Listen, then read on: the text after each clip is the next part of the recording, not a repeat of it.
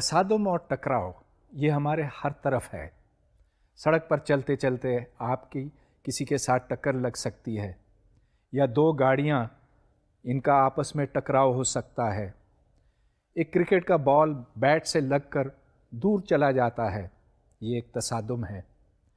مگر تصادم کا مطلب صرف یہ نہیں کہ دو چیزیں ایک دوسرے کو چھوئیں، یہ ضروری نہیں ہے.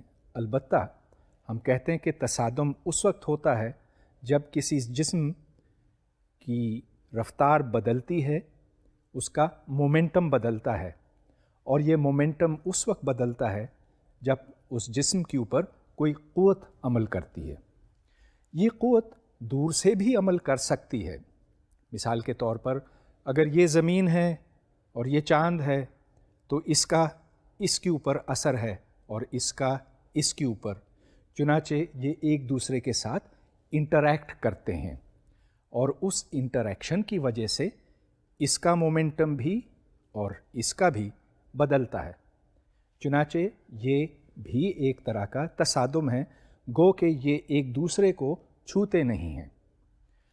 فزکس میں تصادم یعنی کہ کولیجنز بہت زیادہ اہمیت رکھتے ہیں، اس واسطے کہ اگر آپ کسی بھی شے کو دیکھیں تو اس کے اندر ایٹمز ہیں، اور یہ ایٹمز مسلسل حرکت کرتے ہیں، اور یہ ایک دوسرے کے نزدیک سے گزر جاتے ہیں. شاید کبھی ایک دوسرے کو چھوتے بھی ہیں لیکن دور سے بھی ایک دوسرے کے اوپر اثر ڈالتے ہیں، اور اس کو ایٹامک کولیجن کہتے ہیں.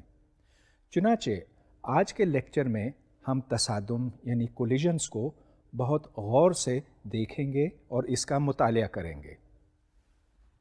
اس تصویر میں آپ دو اجسام کا تصادم دیکھیں گے. ایک جسم ہے جس کا ماس m1 ہے اور جو u1 کی سپیڈ سے سیدھے ہاتھ کی طرف حرکت کر رہا ہے، اور دوسرا ماس m2 ہے، یہ سپیڈ u2 کے ساتھ سیدھے ہاتھ کی طرف جا رہا ہے. ان کے درمیان جو ریلیٹیو سپیڈ ہے وہ u1 مائنس u2 ہے. اس کا مطلب یہ ہوا کہ اگر u1 اور u2 برابر ہوں تو ریلیٹیو سپیڈ ان کی زیرو ہوگی، گویا کہ ان کے درمیان جو فاصلہ ہے وہ ایک مستقل ویلیو پر رہے گا، نہ بڑھے گا نہ گھٹے گا، اور تصادم نہیں ہوگا. لیکن ہم یہ فرض کریں گے کہ u1 اور u2 برابر نہیں ہیں. تصادم ہوتا ہے اور اس کے بعد m1 v1 کے ساتھ سیدھے ہاتھ کو حرکت کر رہا ہے، اور m2 v2 سپیڈ کے ساتھ حرکت کر رہا ہے، اور v1 مائنس v2 ان کی ریلیٹیو سپیڈ بنی. اب یہ بات آپ یاد رکھیں کہ u1 u2 v1 v2 یہ جنرل ہیں، گویا کہ یہ نیگیٹو بھی ہو سکتے ہیں. ادھر میں مومنٹم کنزرویشن کی ایکویشنز لگاؤں گا. جیسا کہ آپ جانتے ہیں اگر کوئی فورس، کوئی نیٹ فورس اس سسٹم کے اوپر نہ عمل کرے تو پھر یہ سسٹم آزاد ہوگا اور مومنٹم کنسروڈ رہے گا. گویا کہ جو مومنٹم پہلے تھا، تصادم سے پہلے تھا، اتنا ہی مومنٹم تصادم کے بعد ہوگا. تو اس سے ہم ایک ایکویشن یعنی کہ جو پہلی ایکویشن آپ نے دیکھی ہے وہ لکھتے ہیں. چلیے اس پر دوبارہ چلتے ہیں. تو یہاں m1 u1 plus m2 u2 is equal to m1 v1 plus m2 v2. اب یہاں پر میں نے جو u1 اور v1 ہے اس کو لیفٹ ہینڈ سائڈ پہ رکھا ہے اور v2 اور u2 کو رائٹ ہینڈ سائڈ پہ، مگر ہے یہ مومنٹم کنزرویشن کی ایکویشن. تو یہ پہلی ایکویشن ہے، اور اس کے بعد ایک دوسری ایکویشن ہے. اس دوسری ایکویشن میں انرجی کو کنسرو رکھا گیا. مطلب یہ کہ جتنی انرجی اس تصادم سے پہلے تھی اتنی ہی بعد میں ہوگی.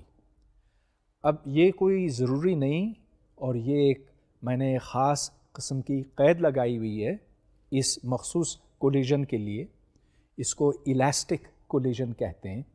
مطلب یہ کہ یہ ایک ایسا تصادم ہے جس میں انرجی نہیں تبدیل ہوتی، جتنی انرجی پہلے تھی اتنی ہی بعد میں رہے گی. تو دوسری ایکویشن ہے half m1 into u1 squared minus v1 squared equals half m2 into v2 squared minus u2 squared. اب آپ جانتے ہیں کہ جب a squared minus b squared کا کوئی فارمولا ہوتا ہے تو اس کو آپ a minus b into a plus b لکھ سکتے ہیں. یہاں پر میں نے u1 squared minus v1 squared کو u1 minus v1 multiplied by u1 plus v1 لکھا ہے, اور اسی طرح v2 squared minus u2 squared کو دو فیکٹرز میں توڑا ہے. اگر آپ سیکنڈ ایکویژن کو فرسٹ ایکویژن سے ڈیوائڈ کریں تو ایک ایکویژن بنتی ہے u1 plus v1 is equal to v2 plus u2. اس کے بعد میں نے اسی ایکویژن کو لکھا u1 minus u2 is equal to v2 minus v1. تو اس کا مطلب یہ بنا کہ ویلوسٹی آف اپروچ یعنی کہ جس رفتار پہ 2 اور 1 ساتھ آتے ہیں اسی رفتار سے وہ علیحدہ ہوتے ہیں. So the velocity of approach is equal to the velocity of separation. آپ کاغذ پینسل اٹھائیں اور آپ بھی اسی نتیجے پر پہنچیں گے جس پر میں پہنچا تھا. v1 کی یہ ویلیو نکلتی ہے جو آپ دیکھ رہے ہیں, اور v2 کی وہ جو سیکنڈ لائن پر ہے. v1 u1 اور u2 پر ڈپینڈ کرتی ہے, اور v2 بھی u1 اور u2 پر ڈپینڈ کرتی ہے, اور اس کے آگے مطلب یہ کہ u1 کا کویفیشنٹ m1 minus m2 over m1 plus m2 ہے, اور u2 کا کویفیشنٹ ہے 2m2 over m1 plus m2. اب یہ ایکویژنس ہر انرشیل فریم میں ہولڈ کرتی ہیں. مطلب یہ کہ اگر آپ ایک دوسرے فریم میں جائیں تو وہاں بھی آپ کو یہی ایکویژنز ملیں گی. اب میں ان ایکویژنز کے خاص کیسز لوں گا تاکہ اس سولوشن کو ہم بہتر طور پر سمجھ سکیں. مگر یہ یاد رکھیں کہ اس سولوشن تک پہنچنے میں مجھے دو عناصر کی ضرورت تھی.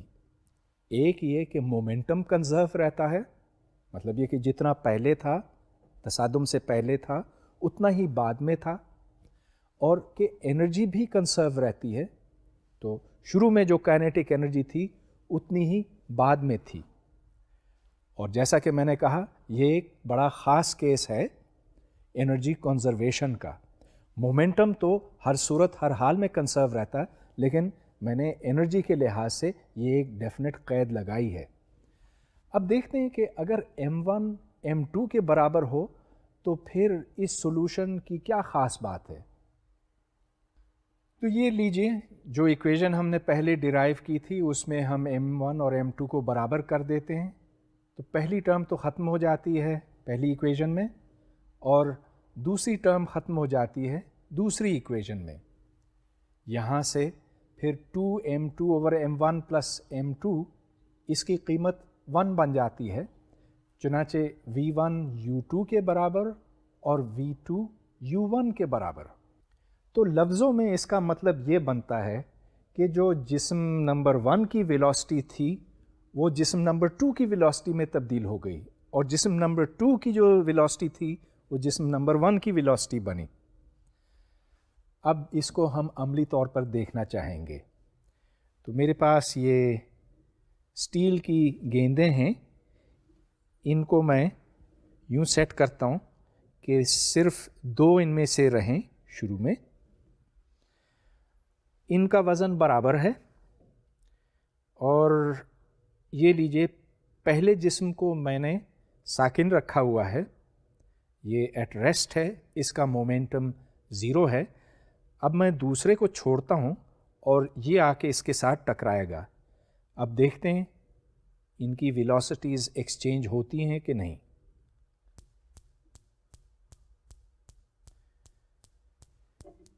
تو پھر دیکھیے اب میں اس کو کھڑا رکھتا ہوں اور اس کو اب یہاں سے جانے دوں گا تو یہ آ کے اس سے ٹکرائے گا.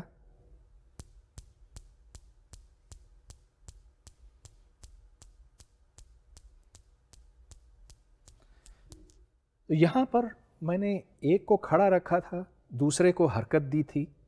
اگر میں دونوں کو حرکت دوں تو دیکھیں پھر کیا ہوتا, اور میں اب ان کو برابر سپیڈ دوں گا یا کوشش کروں گا کہ یہ برابر ہو.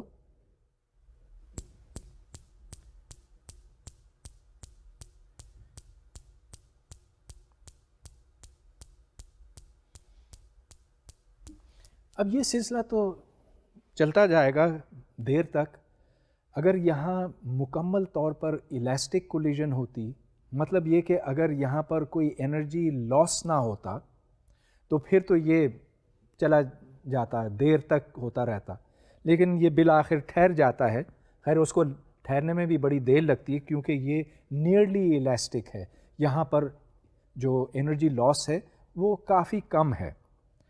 بہرحال یہ بات اب یہاں سے ثابت ہوئی کہ ویلوسٹیز ایکسچینج ہو جاتی ہیں. 2 کی 1 ہو جاتی ہے اور 1 کی 2. ایک بار پھر دیکھ لیجئے.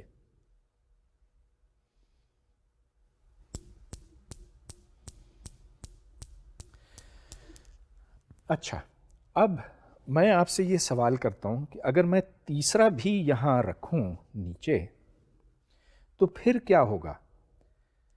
اب میں اس جسم کو حرکت دوں گا، یہ دو یہیں پر ساکن ہیں. تو اب ذرا آپ بتائیں کہ اس دوسرے اور تیسرے جسم کو کتنی حرکت ملے گی اور یہ کہاں جائیں گے؟ ذرا 1 منٹ سوچ لیجئے مومنٹم کنزرویشن کے حوالے سے. اب میں آپ کو یہ دکھاتا ہوں.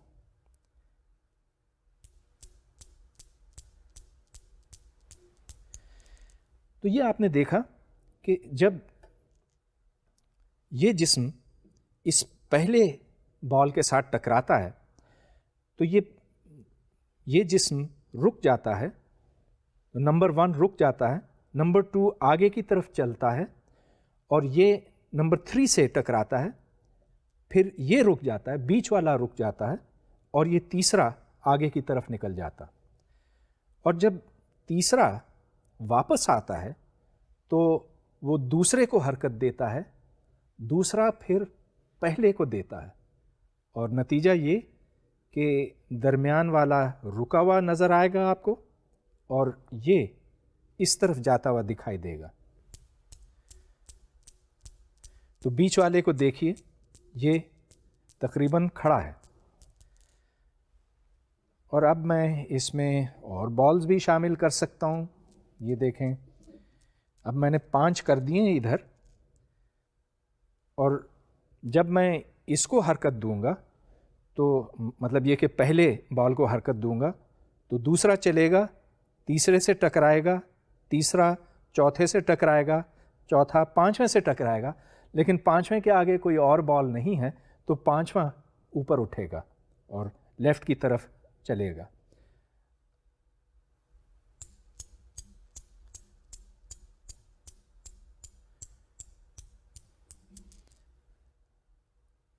اب دیکھیے میں نے ان دونوں کو تقریباً برابر حرکت دی ہے.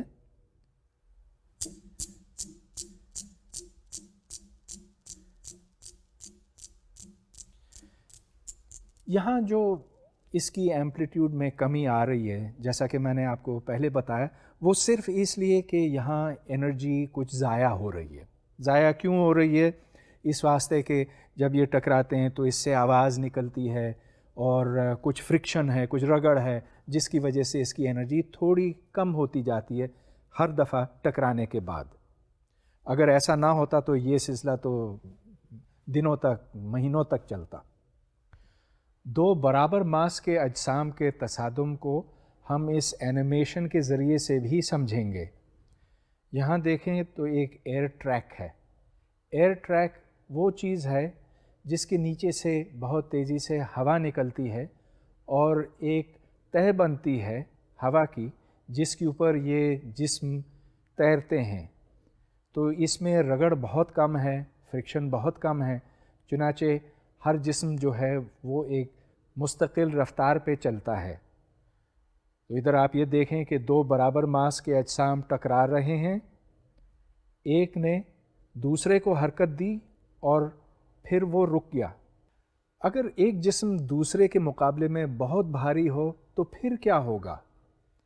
ہم اپنے فارمولے کو ایک بار پھر دیکھتے ہیں. یہاں m2 از مچ مچ بگر دین m1 اور u2 کھڑا ہے، گویا کہ جو بھاری جسم ہے اس کو ایٹ ریسٹ رکھا ہوا ہے ہم نے.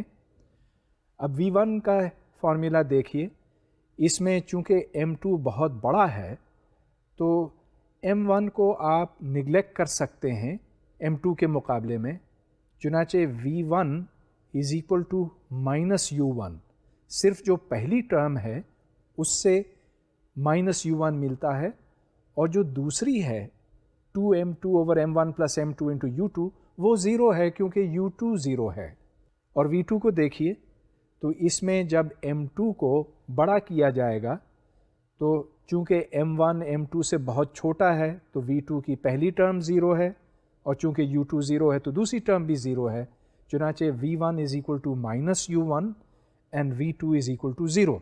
اب اس کا مطلب یہ بنتا ہے کہ ایک ہلکا جسم جب کسی بھاری جسم کے ساتھ ٹکرائے گا تو بھاری جسم اپنی جگہ پہ ویسے ہی رہے گا، اور جو ہلکا جسم ہے اس کی سپیڈ وہی رہے گی لیکن یہ مخالف سمت میں ہوگی، یعنی کہ دی ویلوسٹی ول بی ریورسڈ. یہاں میرے پاس گیند ہے، گیند کو میں ہلکا جسم سمجھوں گا، اور جو بھاری جسم ہے وہ زمین ہے، کرۂ ارض ہے جو واقعی بہت بھاری ہے. تو جب ان دونوں کا تصادم ہوگا تو دیکھیے زمین پہ تو کوئی ایسا اثر نہیں پڑے گا، تھوڑا سا ہاں، کیونکہ m2 انفینٹی نہیں ہے مگر بہت بڑا ہے، چنانچہ زمین تو اپنی جگہ پہ سے تھوڑی سی ہلے گی، وہ تو ہم محسوس بھی نہیں کر سکیں. لیکن اس کو دیکھیں، یہ تقریباً اسی سپیڈ پہ واپس آیا. ہاں ٹھیک اس سپیڈ سے واپس نہیں آیا اس واسطے کہ یہ مکمل طور پر الاسٹک کولیجن نہیں ہے، تھوڑا سا لاس ہے جیسا کہ پہلے بھی میں نے اس کا ذکر کیا. اور جب کوئی بھاری شے کسی ہلکی شے کے ساتھ ٹکراتی ہے تو پھر کیا ہوتا ہے؟ اس کو سمجھنے کے لیے ہمیں پھر اپنی ایکویشنز کی طرف لوٹنا ہوگا. تو یہاں پر ایک ہلکی چیز کھڑی ہے اور u2 کی ویلیو 0 ہے، u2 ہلکا جسم ہے، m2 از مچ لیس دین m1. تو پہلی ایکویشن کو دیکھیں، یہاں پر آپ m2 کو نگلیکٹ کر سکتے ہیں m1 کے مقابلے میں. تو پہلی ایکویشن سے آپ کو v1 ایکولز u1 ملتا ہے کیونکہ u2 0 ہے دونوں ایکویشنز میں، اور یہاں سے v2 کی ویلیو دوسری ایکویشن سے v2 کی ویلیو 0 نکلتی ہے. تو اس کا مطلب یہ بنا کہ جو بھاری جسم ہے اس کی سپیڈ میں کوئی کمی نہیں آئے گی، کوئی تبدیلی نہیں آئے گی، لیکن جو ہلکا جسم ہے وہ بھاری جسم کی سپیڈ پہ چلے گا. اب اس کو ہم دیکھتے ہیں، یہاں پر یہ ایک خاصا بھاری بال ہے اور اس کو میں اب اس ہلکے جسم کے ساتھ ٹکراؤں گا. تو اس کو میں اب حرکت دوں گا. یہاں یہ دیکھیں،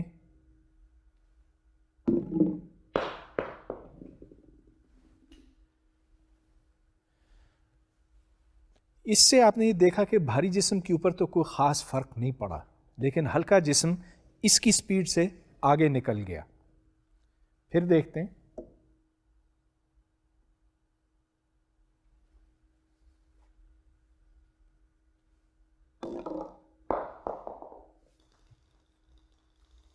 اس تجربے سے اور اس سے پہلے جو فارمولے ہم نے مومنٹم کنزرویشن کے ذریعے سے حاصل کیے تھے، ان سے ہمیں یہ معلوم ہوتا ہے کہ بھاری جسم اپنی رفتار قائم رکھتا ہے لیکن ہلکے جسم پہ بہت زیادہ فرق پڑتا ہے اور اس کی رفتار وہی ہو جاتی ہے جو بھاری جسم کی ہے.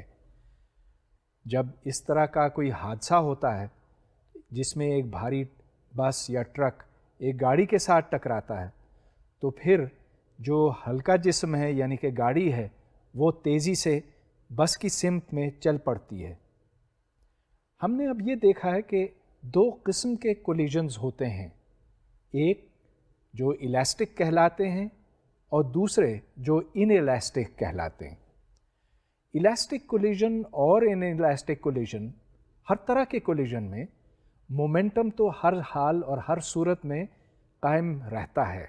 مطلب یہ کہ جو اس کی ابتدا میں قیمت ہوتی ہے اتنی ہی بعد میں رہتی ہے، لیکن الاسٹک کولیجن میں کائنیٹک انرجی بھی قائم رہتی ہے، جبکہ ان الاسٹک کولیجن میں کائنیٹک انرجی گھٹ جاتی ہے۔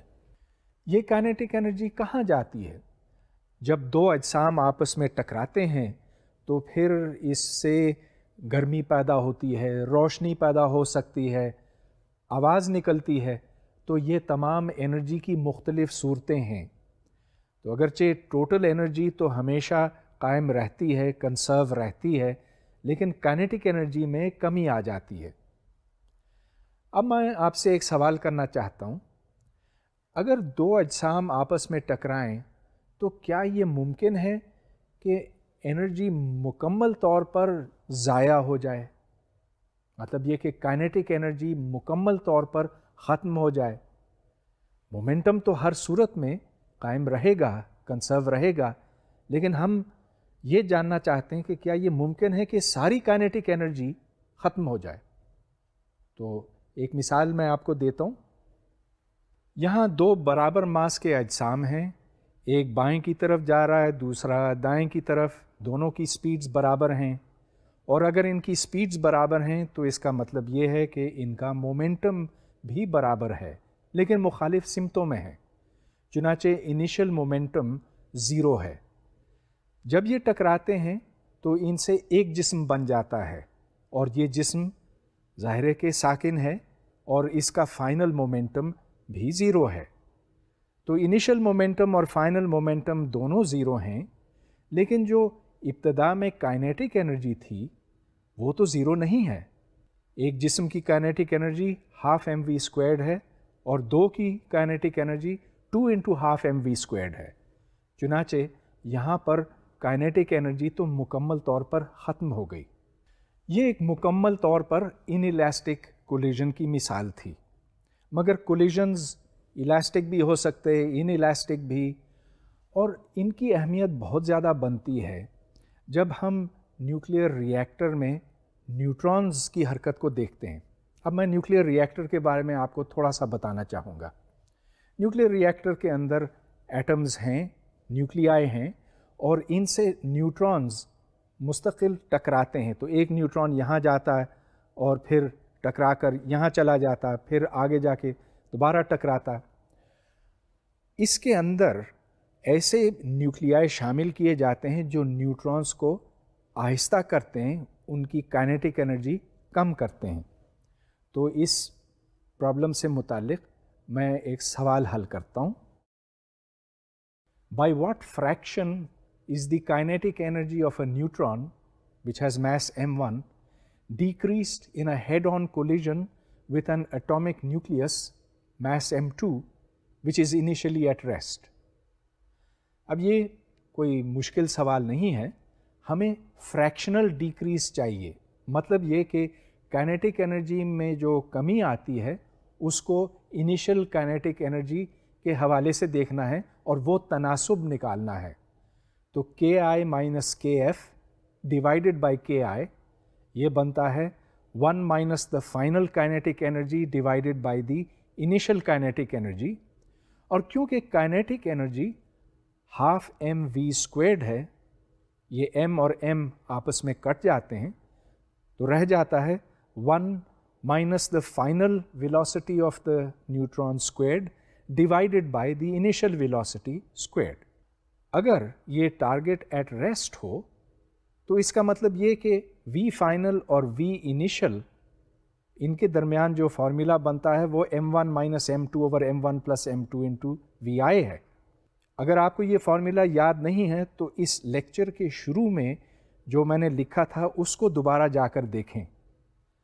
اب وی ایف کی ویلیو آپ پہلی ایکویژن میں ڈالیں جہاں 1 مائنس وی ایف اسکوئرڈ اوور وی آئی اسکوئرڈ ہے، تو اس سے پھر فریکشنل ڈیکریز نکلتا ہے 4m1 m2 over m1 plus m2 squared.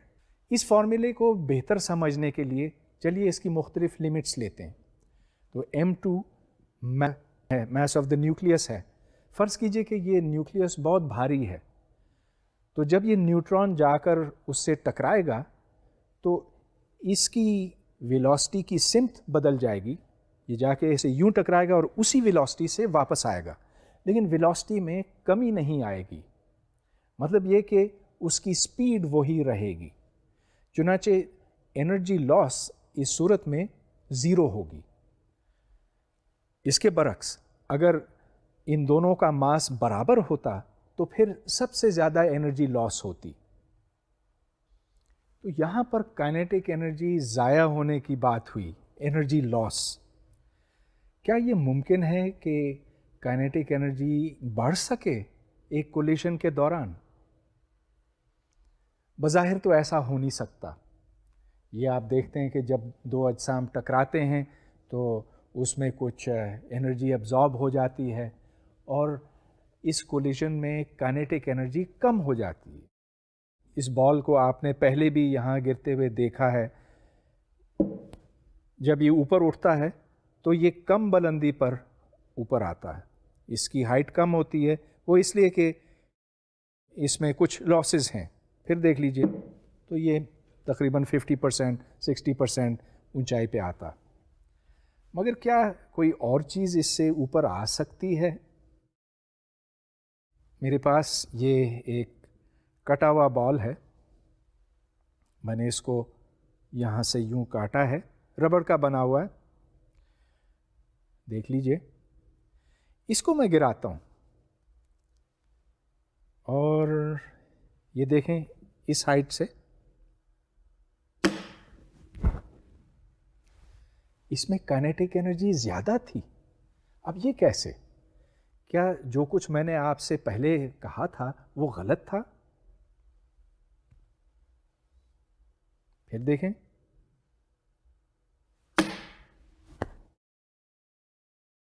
یہاں پر ایک اور چیز ہے جس کا میں نے ذکر نہیں کیا تھا کہ اس میں پوٹینشیل انرجی ہے۔ یہاں جب میں اس کو یوں موڑتا ہوں تو اس کے اندر میں پوٹینشیل انرجی بھرتا ہوں، یہ پوٹینشیل انرجی پھر کام آتی ہے اس کو اوپر اٹھانے میں، چنانچہ اس کو مزید کائنیٹک انرجی ملتی ہے جب اس کی پوٹینشیل انرجی جو ربڑ کے اندر موجود ہے کائنیٹک میں تبدیل ہوتی ہے۔ تو یہاں پر انرجی ہمیں زیادہ ملی، مگر زیادہ اس لیے ملی کیونکہ ہم نے اس کے اندر زیادہ ڈالی تھی۔ اب میں کولیجنز کے کچھ پرابلمز حل کروں گا۔ اس پرابلم میں ایک تیز چلتی ہوئی گولی لیفٹ سے رائٹ کی طرف آتی ہے اور وہ ایک لکڑی کے ٹکڑے میں جا کر لگتی ہے اور پھر اسی کے اندر رہ جاتی ہے۔ اس لکڑی کے ٹکڑے کا ماس m ہے اور یہ چھت سے لٹکا ہوا ہے۔ جب تصادم ہو جاتا ہے تو یہ لکڑی اوپر اٹھتی ہے۔ ہم یہ جاننا چاہتے ہیں کہ یہ y کی ویلیو کیا ہے، y یعنی کہ یہ کتنا اوپر اٹھا۔ تو سوال اس طرح کا ہے، A bullet with mass m is fired into a block of wood with mass m, capital M, suspended like a pendulum, and it makes a completely inelastic collision with it. After the impact, the block swings up to a maximum height y. What is the initial speed of the bullet? اب یہ اوپر y تک جائے گا اور پھر ظاہر ہے کہ پینڈولم ہے تو دوسری طرف جائے گا، لیکن ہم یہ جاننا چاہ رہے ہیں کہ یہ میکسیمم ہائٹ کیا ہے۔ یہاں سب سے پہلے ہم کنزرویشن آف مومنٹم لگائیں گے ایکس ڈائریکشن میں۔ تو یہاں گولی کی سپیڈ ایکس ڈائریکشن میں v ہے، چنانچہ initial momentum m into v ہے۔ اب یہ گولی لکڑی کے اندر چلی جاتی ہے، چنانچہ لکڑی کا وزن اب m plus m، small m plus capital M کے برابر ہو گیا اور اس کا مومنٹم v سے ملٹیپلائی کرنے سے ملتا ہے۔ اب ان دونوں کی مقدار برابر ہوگی کیونکہ مومنٹم کنسرو ہوتا ہے۔ یہاں سے v کی ویلیو یعنی کہ گولی کی سپیڈ کی value m plus m divided by m نکلتی ہے۔ اب یہاں پر چونکہ انرجی کنسرو ہو رہی ہے، مطلب یہ کہ جو کائنیٹک انرجی ہے ہاف m ان v اسکوائرڈ، اور ٹوٹل ماس سے مطلب گولی کا ماس جمع لکڑی کا ماس، تو یہ کائنیٹک انرجی بنتی ہے اور یہ کائنیٹک انرجی اس لکڑی کے ٹکڑے کو اوپر اٹھاتی ہے. تو m پلس m دونوں طرف سے یہاں کٹ گیا اور جو لکڑی کی سپیڈ بنی اور یہ ایکس ڈائریکشن میں ہے that is square root of 2GY. یہ آپ پچھلی ایکویشن میں ڈالیں جو دوسری ایکویشن آپ کو یہاں نظر آ رہی ہے تو پھر وہاں سے گولی کی سپیڈ نکل آتی ہے as m plus m over m into square root of 2GY. یہاں آپ نے یہ نوٹ کیا کہ جتنی زیادہ سپیڈ سے گولی اس لکڑی کے اندر داخل ہوتی ہے اسی حساب سے y زیادہ ہوگا. یا آپ اس کو یوں سمجھ لیں کہ اگر ہم y کو میجر کر سکیں کہ یہ لکڑی کتنا اوپر اٹھتی ہے تو اس سے پھر ہمیں پتہ چلے گا کہ اس گولی کی سپیڈ کتنی ہے. تو جب لوگ یہ جاننا چاہتے ہیں کہ ایک رائفل سے گولی کس رفتار سے نکلتی ہے تو وہ اس طرح کا ایپریٹس استعمال کرتے ہیں. اب میں ایک اور پرابلم حل کرتا ہوں. یہ ایک گاڑی سے متعلق ہے جو ایک دوسری گاڑی سے ٹکراتی ہے. سو دس is a car A of mass 1000 kilograms which is traveling north at 15 meters per second. It collides with another car B which has mass 2000 kilograms traveling east at 10 miles per second. After the collision, they move as one mass. Find the total momentum just after the collision. تو اس کی تصویر کچھ یوں بنتی ہے.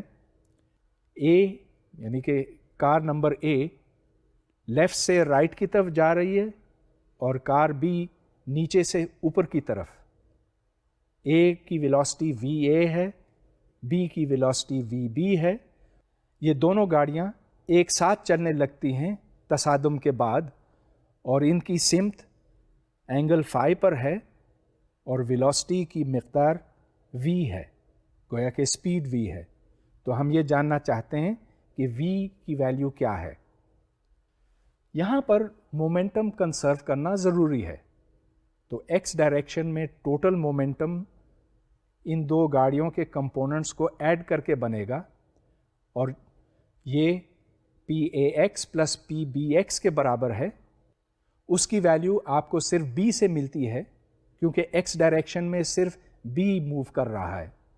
تو PX is 2 times 10 to the power 4 kilogram metres per second.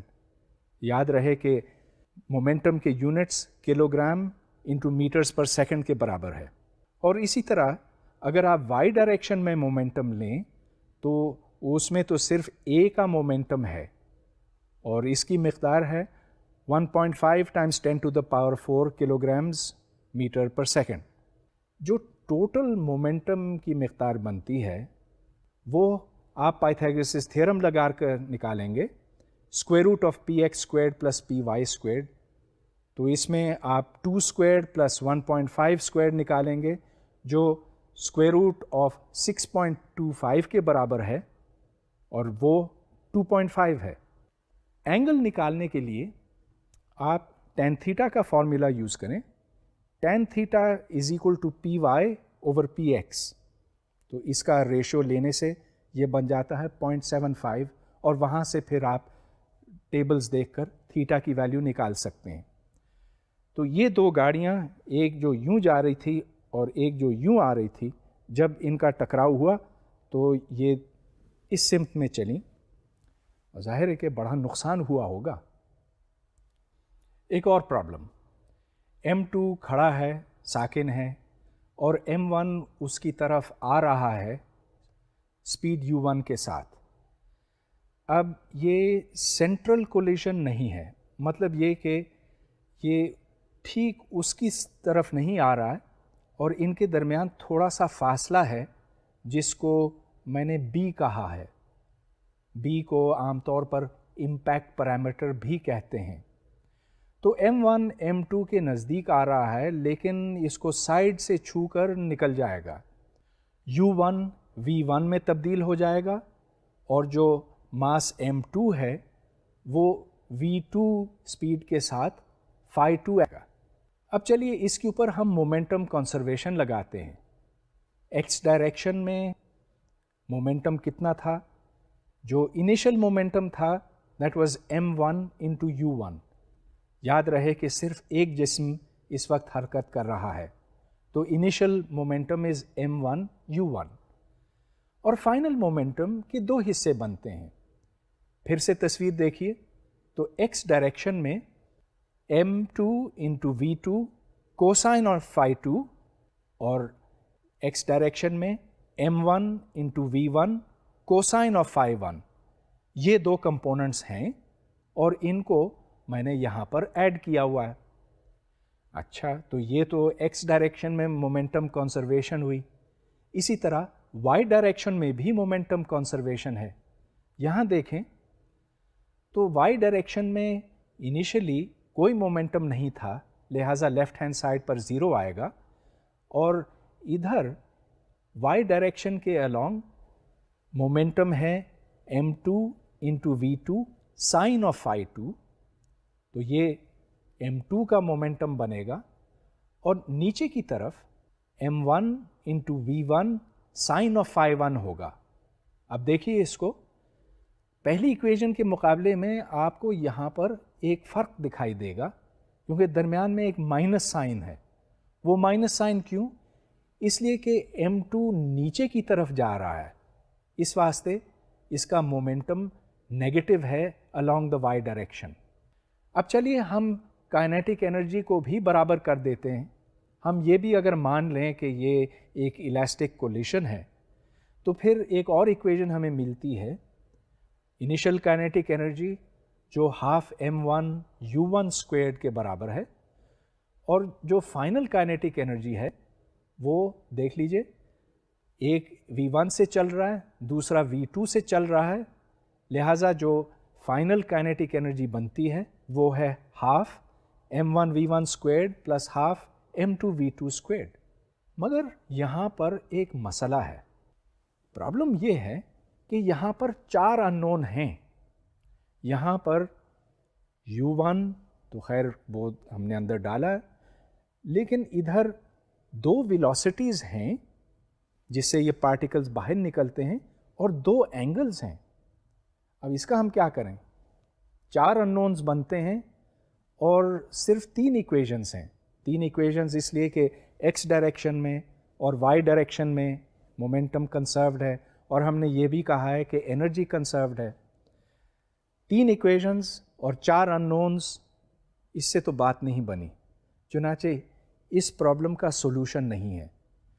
اگر آپ کوئی سا بھی ایک ان میں سے بتا دیں, مطلب یہ کہ مثال کے طور پہ phi کی ویلیو کیا ہے, تو پھر یہ پرابلم حل ہو سکے گا, لیکن اس وقت یہ مکمل طور پر ڈٹرمنڈ نہیں ہے.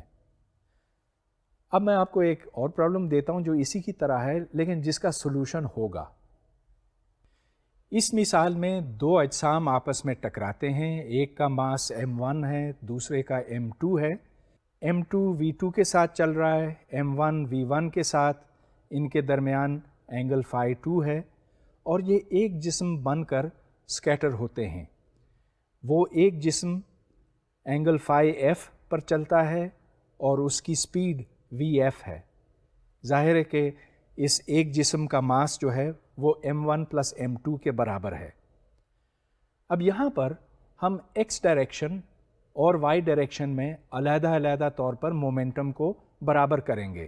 یہاں بھی مومنٹم کنسروڈ ہے. تو انیشل ویلوسٹی کو دیکھیے اور انیشل مومنٹم کو دیکھیں. یہاں پر جو انیشل مومنٹم بنتا ہے 1 کا وہ ہے m1 انٹو v1, اور جو m2 کا بنتا ہے along x وہ ہے m2 into v2 cosine of phi2. اور یہ تو انیشل ویلوسٹی اور انیشل مومنٹم تھے. جو فائنل مومنٹا ہے وہ ہے m1 plus m2 into vf cosine phi f. یہ دیکھ لیجئے دوبارہ سے, جو میس کیپٹل M ہے وہ phi f پہ نکل رہا ہے. اب اسی طرح y ڈائریکشن میں ہم مومنٹا کو برابر کریں گے. یہاں پر مومنٹم y ڈائریکشن کے along صرف m2 سے آتا ہے, اور اس کی ویلیو ہے m2 انٹو phi, اور جو مومنٹم کیپٹل M بڑے ایم کا بنتا ہے وہ ہے M into v f sine of phi f. تو یہ میں نے یہاں پر لکھ دیا ہے ایکویژن 2 میں. اب تو کوئی مسئلہ ہی نہیں, یہاں دو ایکویژنز ہیں, دو ان نونز ہیں, اور ان کو تو ہم سالو کر سکتے ہیں. تو پچھلے پرابلم کے برعکس this is a problem with a solution. یہ اچھی بات ہے, یہ زیادہ آسان پرابلم تھا اس واسطے کہ یہ دو پارٹیکلز جو ہیں وہ یوں ٹکراتے ہیں اور ایک پارٹیکل ان میں سے نکلتا ہے. اس لیکچر میں نے آپ کے لیے کئی مختلف قسموں کے پرابلمز حل کیے ہیں, مومنٹم کنزرویشن اور انرجی کنزرویشن دونوں کی مدد سے.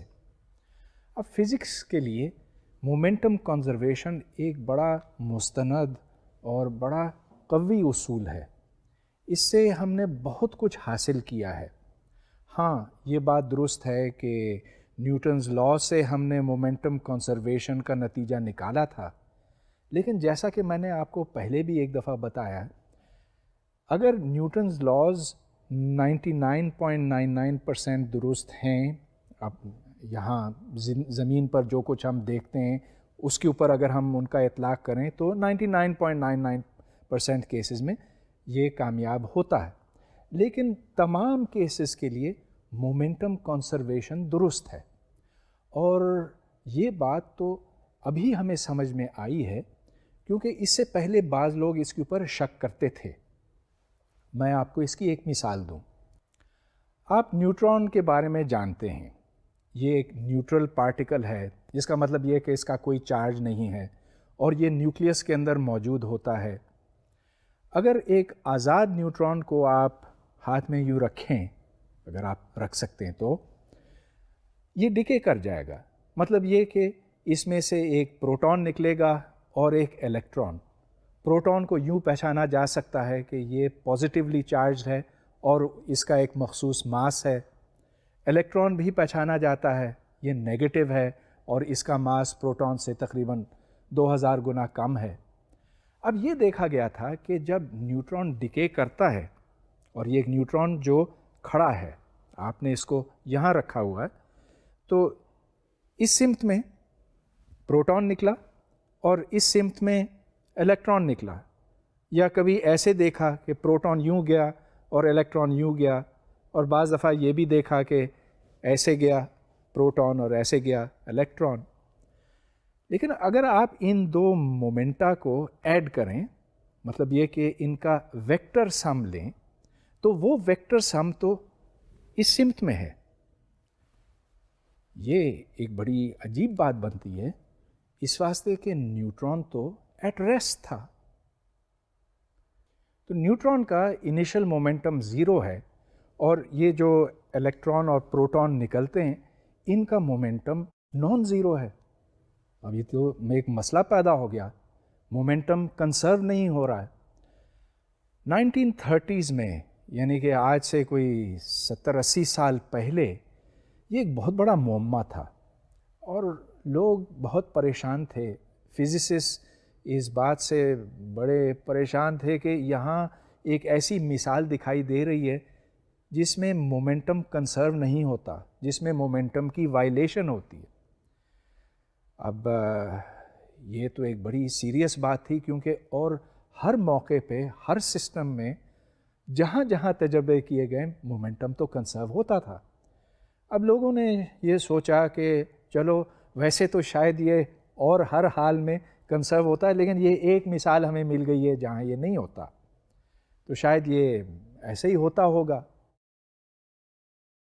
وولفگینگ پاؤلی ایک جرمن فزسسٹ تھا. اس نے کہا کہ نہیں, میں تو مومنٹم کنزرویشن کو بالکل مستند اور صحیح اور 100% صحیح سمجھتا ہوں.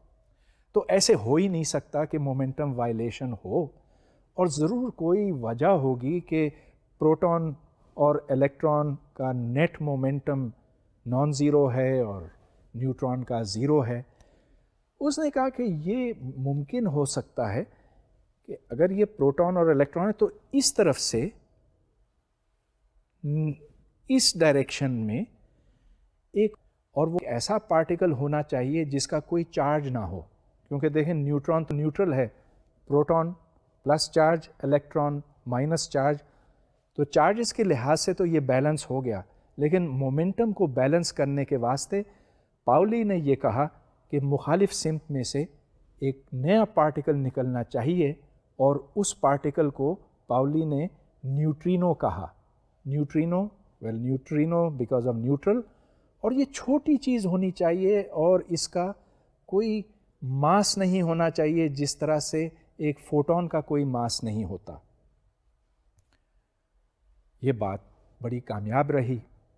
جب نیوٹرینو کو تلاش کیا گیا تو نیوٹرینو ملا، اور یہ اس بات کی دلیل ہے کہ اگر ہم کنزرویشن آف مومنٹم کو بالکل صحیح مانیں تو اس سے ہم یہ ثابت کر سکتے ہیں کہ جہاں وائلیشن ہو رہی ہے یا بظاہر جہاں law of conservation of momentum کی خلاف ورزی ہمیں دکھائی دے رہی ہے، تو وہاں پہ کوئی اور چیز ضرور ہوگی جس کو ہم پوری طرح سے سمجھ نہیں رہے ہیں.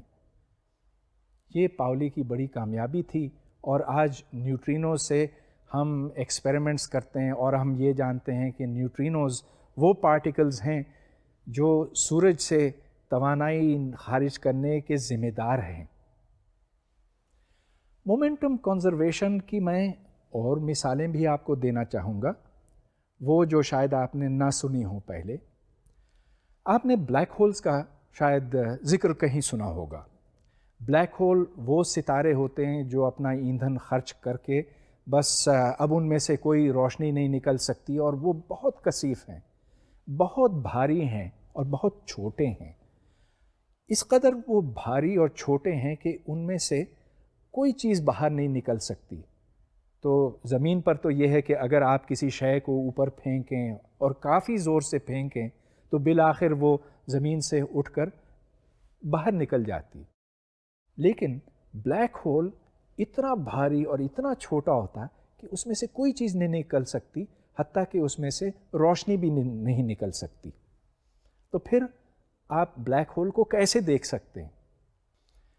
اب نیوٹن کا پہلا قانون ہمیں یہ بتاتا ہے کہ اگر کوئی جسم کے اوپر کوئی قوت عمل نہ کرے تو وہ جسم سیدھے سیدھے چلتا جائے گا. آسمان میں مگر ہمیں کچھ ایسے اجسام دکھائی دیتے ہیں، ستارے دکھائی دیتے ہیں جو ایک دائرے میں گھوم رہے ہوتے ہیں. یہ بڑی عجیب بات ہے. ان میں سے روشنی نکل رہی ہے، وہ بڑے تیز روشن ستارے ہیں، مگر وہ یوں چل رہے ہیں. تو آخر کوئی چیز یوں تو نہیں چل سکتی جب تک اس کو کوئی قوت مجبور نہ کرے، جب تک مومنٹم کنسرو نہ ہو. مومنٹم کنسرو تب ہوگا اگر آپ اس جسم کو بھی شامل کریں جو اس کے اوپر یہ عمل کر رہا ہے. تو بلیک ہول دیکھنے کا یہ ایک ذریعہ بنتا ہے. اگر ایک ستارہ آپ کو یوں گھومتا ہوا دکھائی دے رہا ہے تو اس کا مطلب یہ کہ اس کے ساتھ کوئی دوسرا ستارہ ہوگا جس کو آپ دیکھ نہیں سکتے، لیکن جو اس کو اپنی طرف کھینچ رہا ہے اور جو اس کو مجبور کر رہا ہے کہ وہ اس دائرے میں یوں گھومے. یہ دلیل بنتی ہے بلیک ہولز کی موجودگی کی. ہاں، ہم بلیک ہول کو نہیں دیکھ سکتے، لیکن اس کا جو اثر ہے روشن ستارے کے اوپر وہ یقیناً وہاں پر ہے. چنانچہ ہم یہ نتیجہ اخذ کرتے ہیں، ڈیڈیوس کرتے ہیں کہ وہاں پر کوئی چیز موجود ہوگی جو روشن ستارے کو یوں گول گول گھماتی ہے. یہاں سے یہ بات ثابت ہوئی کہ اس اصول میں کس قدر طاقت ہے اور کتنا پریڈکٹیو پاور ہے. پیشن گوئی کی صلاحیت، اصل پہچان ایک فزیکل تھیوری کی یہی ہوتی ہے. ویسے تو طرح طرح کی کہانیاں گھڑی جا سکتی ہیں، لیکن جب آبزرویشن اور پریڈکشن میچ کرتے ہیں، جو آپ کا مشاہدہ ہے اگر وہی ہے جس کی آپ نے پیشن گوئی کی تھی، تو پھر آپ کہہ سکتے ہیں کہ ہاں یہ بات درست ہو سکتی ہے. مومنٹم کنزرویشن آج ایک کامل اصول ہے جس کو فزسسٹ نے قبول کیا ہے. کیا اس کی کبھی وائلیشن ہو سکتی ہے؟ ہم یہ نہیں کہتے کہ ایسا کبھی نہیں ہو سکتا، لیکن ہنوز ابھی تک اس کا کوئی ثبوت ہمیں نہیں ملا، بلکہ اس کی طرف کوئی اشارہ بھی نہیں ملا ہے۔ جہاں جہاں ہمیں عجیب و غریب حرکات نظر آئی ہیں، مثلاً یہ نیوٹران کا ڈکے یا ایک ستارہ جو خواہ یوں گھوم رہا ہے، تو ہم نے دیکھا کہ اس کے پیچھے کوئی وجوہات تھیں، اور وہ وجوہات جو ہیں وہ مومنٹم کنزرویشن کے منافی نہیں تھیں۔ خیر، اس کے اوپر ڈارک میٹر کے اوپر، بلیک ہولز کے اوپر آپ سے پھر بات ہوگی۔